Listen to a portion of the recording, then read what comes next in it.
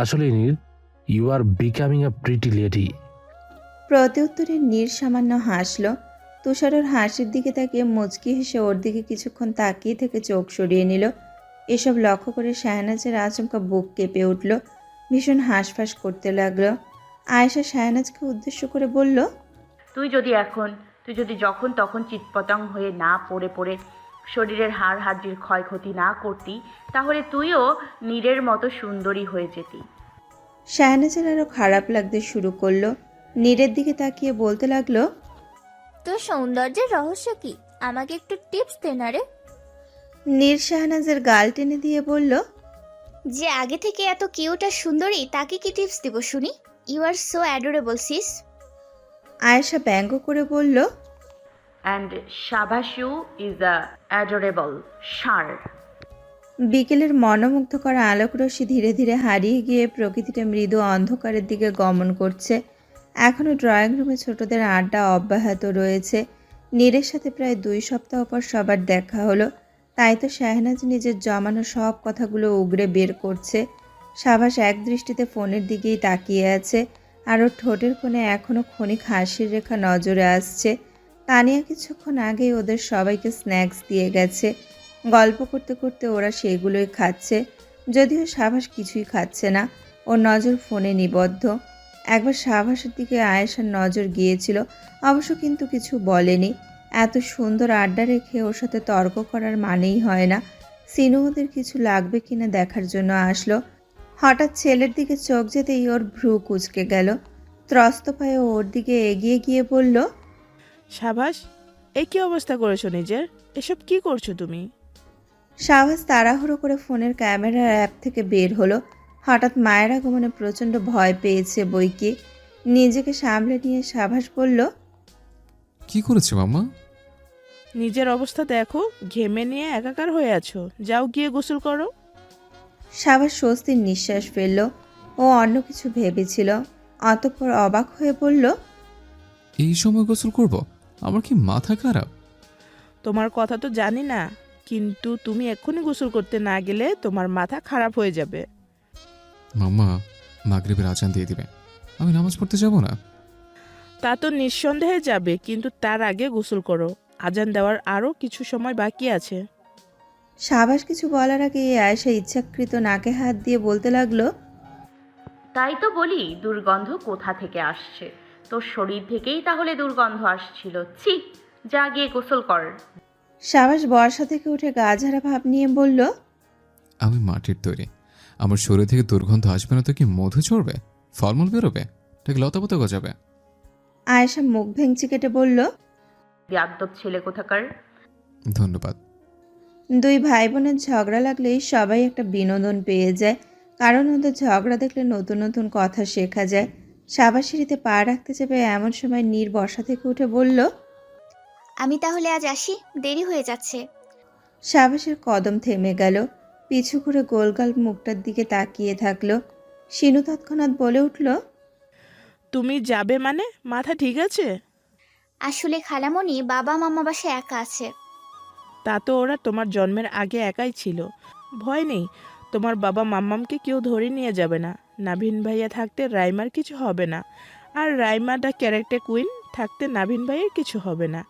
আজ তুমি এখানেই থাকবে, বুঝেছো? সবাই জোর করতে লাগলো। সাবাস শান্ত স্বরে বলে উঠল, থেকে যাও নাকি? সাবাসের দিকে এক পলক তাকিয়ে নীর চোখ সরিয়ে নিল, মাথা হেলিয়ে সম্মতি জানালো। শিনু কিচেনে যেতে যেতে হেসে হেসে বলল, এখানেই থাকতে চাচ্ছ না? তাহলে বিয়ের পর শ্বশুরবাড়িতে গিয়ে কিভাবে থাকবে? কথাটা শুনে সবাই হেসে উঠল। সাবাস সিঁড়ি বেয়ে 3 তলায় উঠে গেল। তুষার নীরের দিকে তাকিয়ে মুচকি হেসে বলল, এখন থেকেই প্রস্তুতি নে নীর, খুব দ্রুত কাজে লাগবে। কথাটা বলে তুষারও 3 তলায় চলে গেল। শাহনাজের মন ভালো হয়ে গিয়েছিল, কিন্তু তুষারের হাবভাব দেখে আবারও মুড অফ হয়ে গেল। চৌকিতে খুঁটিয়ে খুঁটিয়ে নীরের দিকে তাকিয়ে থাকলো। ফর্সা মুখ, চোখের নিচে কালো কুচকুচে একটা তিল, যেটাও সৌন্দর্যের মূল কেন্দ্রবিন্দু। কি অপূর্ব মায়াবী একটা চেহারা। শাহনাজ চোখ সরিয়ে নিল। নীর আয়েশার সাথে দোতলার দিকে পা বাড়ালো। শাহনাজ নীরের হাঁটা চলাও পর্যবেক্ষণ করতে লাগলো। ওরা বেশ খানিকটা ওপরে উঠে গেছে।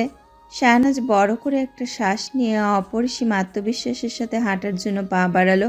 3 কদম ফেলতেই ধরাম করে মুখ থুবড়ে পড়ে গেল। কিছু পড়ার আওয়াজে আয়েশা আর নিজ চকিতে পিছু করে তাকালো।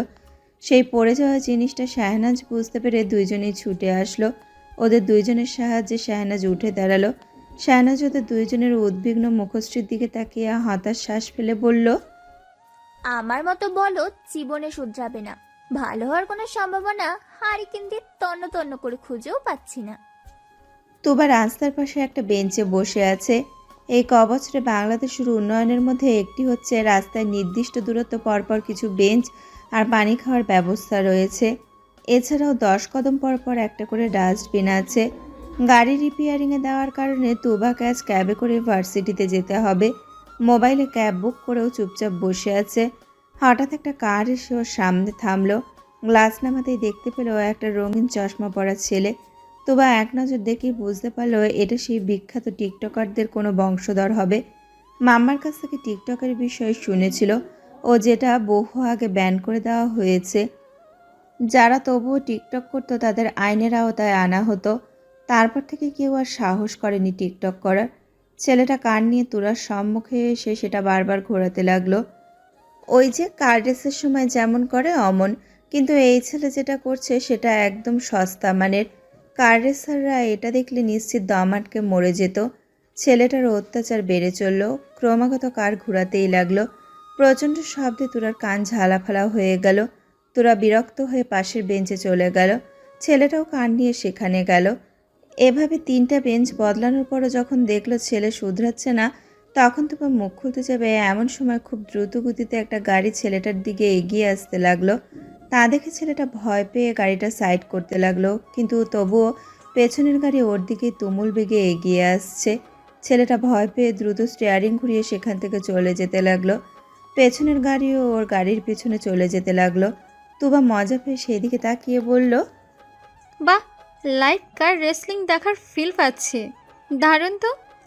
গাড়ি দুটো উধাও হয়ে গেল। তুবা সেই দিক থেকে চোখ সরিয়ে পুনরায় বেঞ্চে বসে পড়ল। হঠাৎ ওর সামনে সেই গাড়িটা এসে থামলো। তুবা চকিত সেই দিকে তাকালো। স্বাধীন গাড়ির কাছ নামিয়ে মাথা সামান্য বের করে বলল, আর ইউ ওকে? আরে সাইকো, আই মিন সাইকিয়াট্রিস্ট সাহেব, আপনি ছিলেন ওটা? দূর থেকে দেখলাম কেউ আমার পেশেন্টকে বিরক্ত করছে, তাই একটু শিক্ষা দিলাম। আচ্ছা, তো পেশেন্টের জন্য সাহায্য করলেন, তা আমি যদি চশমা পরতাম তাহলে কি করতেন? ছেলেটাকে গাড়ি থেকে নামিয়ে নাক খত দেওয়াতাম আর বান্দর নাচ করাতাম। তুবা হেসে উঠল। স্বাধীন প্রকুচকে বলল, আপনি এখানে কি করছেন? কোথাও যাওয়ার হলে চলুন, লিফট দিচ্ছি। চাকালা, কিন্তু লাগবে না, আমি ক্যাব বুক করেছি, কিছুক্ষণের মধ্যেই চলে আসবে। যেমনটা আপনার ইচ্ছা।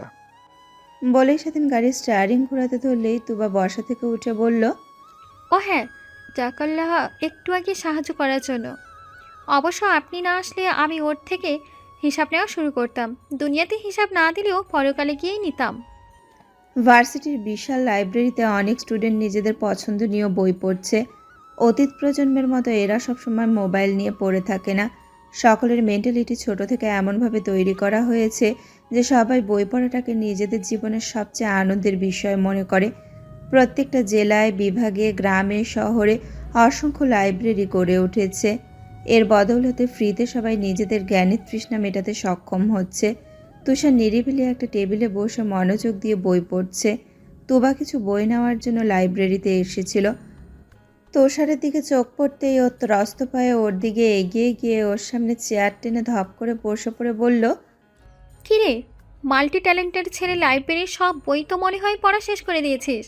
তা বলি একটু তো নিজেকে শান্তি দে ভাই, সারাক্ষণ বইয়ের মাঝে ডুবে থাকলে হবে? তুষার বই থেকে চোখ সরিয়ে তুবার দিকে তাকিয়ে বলল, বই পড়লে জ্ঞানের বিশালতা বাড়ে। অবশ্য তোর মতো মাথা মোটা সেটা বোঝার কথা না।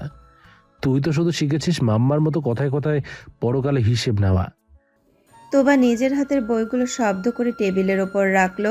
লাইব্রেরিতে উপস্থিত বাকিরা ওদের দিকে বিরক্ত চোখে তাকালো। তা দেখে তুবা তৎক্ষণাৎ বলে উঠল, আফওয়ান আফওয়ান। সকলের থেকে চোখ সরিয়ে নিয়ে তুবা কটমট দৃষ্টিতে তুষারের দিকে তাকিয়ে বলল, তোর বড্ড বার বেড়েছে তুষার। আমাকে মাথা মোটা বলার একটা কারণ বল, শুধুমাত্র একটা। এই যে নিজের বড় ভাইকে নাম ধরে ডাকছিস, এটাই একটা কারণ। তুবা টিটকারি দিয়ে বলল, তুই আমার থেকে জাস্ট 6 মাসের বড়, তোকে কেন ভাই বলতে যাবো রে? তুষার বুকে 2 হাত গুজে তুবার দিকে তীক্ষ্ণ দৃষ্টিতে তাকিয়ে বলল। আমি ভার্সিটিতে তো সিনিয়র ভাই, সেটা ভুলে যাস না। তুবা মুখ ভেঙচি কেটে বলল, বয়স ম্যাটার করে ব্রো, বয়সটাই আসল। তুই আমাকে হীরার নেকলেস দিলেও আমি তোকে ভাই বলে ডাকবো না। হ্যাঁ। তুষার কিছু বলল না, পুনরায় বইয়ের দিকে মনোযোগ দিল। ও কখনো কারোর সাথে তর্ক করে না, নিজের পক্ষে 2-1টা কথা বলে চুপ হয়ে যায়।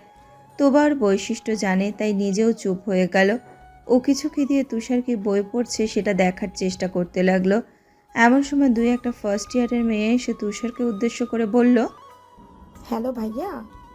তুষার এক পলক ওদের দিকে তাকিয়ে চোখ সরিয়ে নিল।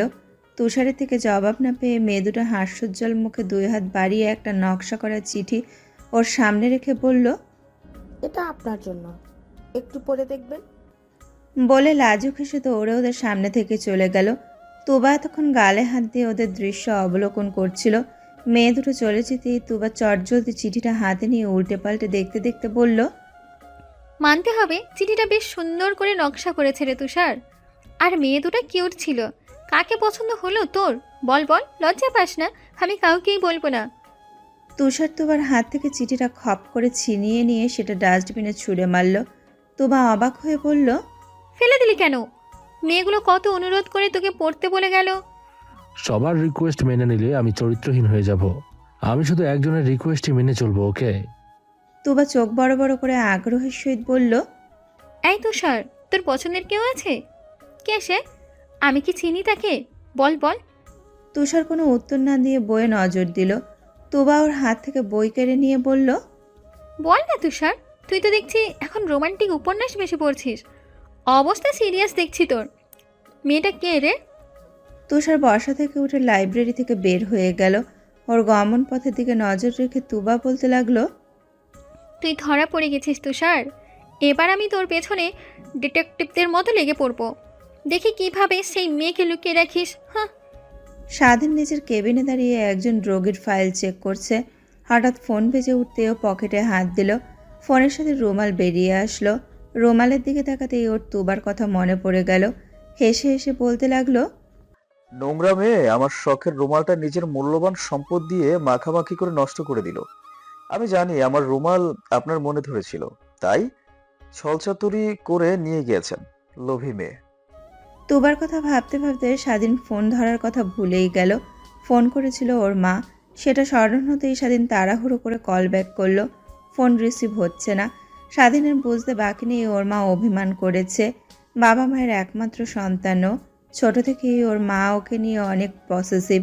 সব কিছু করার অনুমতি দিলেও ফোন ধরা নিয়ে ওনার আলাদা একটা অভিব্যক্তি আছে। যে অবস্থাতেই থাকুক না কেন, ফোন দেওয়ার 1 সেকেন্ডের মধ্যে ফোন রিসিভ করতে হবে। স্বাধীন এখনো পর্যন্ত 99 বার ফোন দিল, কিন্তু ওর মা রিসিভ করলো না। স্বাধীন হতাশ হয়ে কপালে হাত দিল। কয়েক মিনিট পর ওর মায়ের ফোন থেকে ফোন আসলো। এবার আর এক মুহূর্ত দেরি না করে স্বাধীন সাথে সাথেই ফোনটা রিসিভ করে বলল, আম্মু, আফওয়ান। শায়লা খাতুন অত্যন্ত গম্ভীর গলায় বলল, কোথায় ছিলে? ফোন রিসিভ করতে এত দেরি করলে কেন? তুমি কি ওয়াশরুমে গিয়েছিলে? তোমাকে কতবার বলেছি যে ওয়াশরুমে মোবাইল নিয়ে যাবে? স্বাধীন অনুরোধ করে বলল, আম্মু, ভুল হয়ে গেছে, একটু অন্যমনস্ক ছিলাম, তাই ধরার আগেই কেটে গেছে।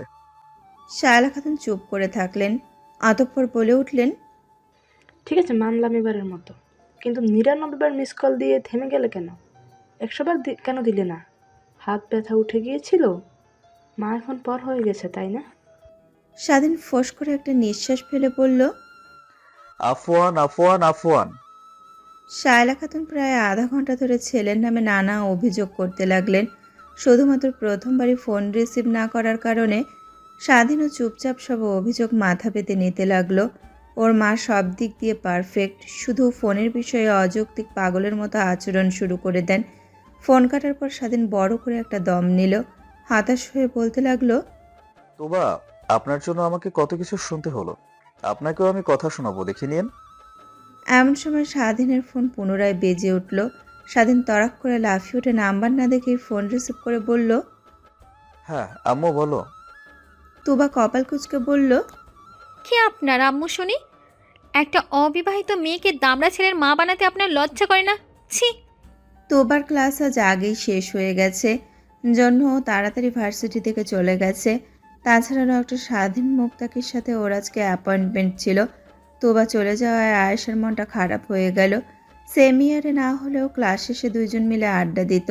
আয়েশার এখনও 2টো ক্লাস বাকি আছে। ও একা একা ক্যাম্পাসে উদাস মুখে বসে আছে।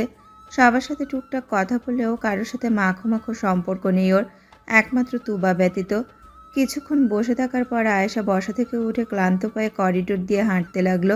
হঠাৎ পেছন থেকে কারোর নিরেট কণ্ঠস্বর ভেসে আসতে আয়েশার কদম থেমে গেল। আই থিঙ্ক ক্লাসের সময় এভাবে ঘুরঘুর করা কোনো আদর্শ স্টুডেন্টের বৈশিষ্ট্য হতে পারে না। কণ্ঠ শুনেই আয়েশা বুঝে গেল এটা কে হতে পারে, তাই চটজলতি পিছু ঘুরে বলল, আমি ক্লাসেই যাচ্ছি স্যার। বারিশ গম্ভীর মুখে হাঁটা শুরু করলো। আয়েশাও পিছু পিছু হাঁটতে লাগলো আর মনে মনে বলতে লাগলো, অ্যানাকন্ডা সাপের ফোসফোসানি শুরু হয়ে গেল। ক্লাসে বারিশের পর আয়েশা ঢুকে পড়ল। সাবাস ক্লাসেই ছিল। নিজের নির্দিষ্ট আসনে গিয়ে আয়েশা বসে পড়ল। বারিশ নিজের ক্লাস শুরু করলো। আয়েশা অনেক চেষ্টা করে ওর কথাগুলো বুঝতে পারছে না। পড়াশোনাটা ওর কাছে সবচেয়ে কঠিন কাজ। এর চেয়ে এভারেস্ট জয় করা ওর কাছে সহজ মনে হয়। বারিশের লেকচার যত বাড়তে লাগলো আয়েশার কপালে তত ভাঁজ পড়তে লাগলো। শেষে ব্যর্থ হয়ে আয়েশা মনোযোগ সরিয়ে নিল। অযথা মাথায় চাপ প্রয়োগ করার কোনো মানেই হয় না। ডান পাশে তাকিয়ে দেখলো সাবাস অত্যন্ত মনোযোগের সহিত লেকচার শুনছে, পাশাপাশি খাতায় নোট করছে। আয়েশা হতাশ শ্বাস ফেলে আশেপাশে তাকিয়ে দেখলো সবার চোখ বারিশের দিকে নিবদ্ধ। অবশ্য ওদের নজর বারিশ স্যারের লেকচারের ওপর না, এই বিষয়ে আয়েশা নিশ্চিত। মেয়েগুলো এমন বেহায়া আচরণ দেখে আয়েশার চোখ মুখ কুঁচকে গেল। ওদের থেকে নজর সরিয়ে পুনরায় ও বারিশের লেকচারে একটু মনোযোগ দিল, কিন্তু এবারেও ব্যর্থ হলো। কলম দিয়ে নিজের মাথায় গুঁতো মারতে লাগলো। বারিশ ওর দিকে তাকিয়ে বলল, বিহেভ ইয়োরসেলফ। আই থিঙ্ক তুমি আবারও আমার কাছে অপমানিত হতে চাচ্ছ না? ক্লাসের সবাই আয়েশার দিকে তাকালো। এতে করে আয়েশা থতমত খেয়ে গেল। লজ্জিত ভঙ্গিতে বলল, সাফওয়ান। বারিশ পুনরায় ক্লাস আরম্ভ করলো। সাবাস ওর দিকে তাকিয়ে মুখ নাড়িয়ে নাড়িয়ে বলতে লাগলো, অপদার্থ বলদ। আয়েশা চোখ পাকিয়ে ওর দিকে তাকিয়ে ওকে জিহ্বা দেখালো। সাবাস মুখ ভেঙচি কেটে নোট করায় মনোযোগ দিল। আয়েশা গালে হাত দিয়ে দীর্ঘশ্বাস ফেলতে ফেলতে বারিশের লেকচার শুনতে লাগলো। হঠাৎ ওর মুখে একটা কাগজের টুকরো এসে পড়তে আয়েশার ভ্রু কুঁচকে গেল। পাশে তাকিয়ে দেখলো জিম নামের একটা ছেলে ওর দিকে হাসি হাসি মুখে তাকিয়ে ইশারায় ওকে কাগজটা পড়তে বলল। আয়েশা বিরক্ত মুখে কাগজটা কোচর মোচর করে নিজের সিটের ওপরে রেখে বারিশের প্রজেক্টের সাজানো লেকচারটা নোট করতে লাগলো। এটাও মনোযোগ দিয়ে নোট করছে। হঠাৎ নিজের সিটের পাশে কারো উপস্থিতি টের পেতেই আয়েশা চকিতে সেদিকে তাকালো। বারিশ ওর পাশ দিয়ে হেঁটে চলে গেল। আচমকা স্যারকে দেখে ভয় পেলেও আয়েশা নিজেকে সামলে নিয়ে পুনরায় নোট করতে লাগলো।